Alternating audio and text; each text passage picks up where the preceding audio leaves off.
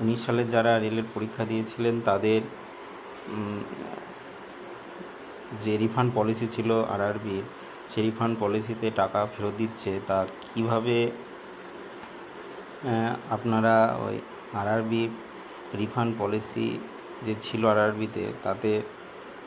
টাকাটা ফেরত পাবেন, তাই কীভাবে আপনারা ব্যাঙ্ক অ্যাকাউন্ট আবার অ্যাড করতে পারবেন সেটা দেখানো হচ্ছে। প্রথমে আরআরবি ক্লিক করবেন, তারপর এখানে এরকম একটি পেজ আসবে, তারপর এখানে ক্লিক করে স্ক্রল ডাউন করে ঠিক এই জায়গাটা একবার ক্লিক করবেন, তারপরে এখানে আসবে অনলাইন পোর্টাল, এখানে ক্লিক করবেন। ক্লিক করে এখানে আপনাদের registration number, date of birth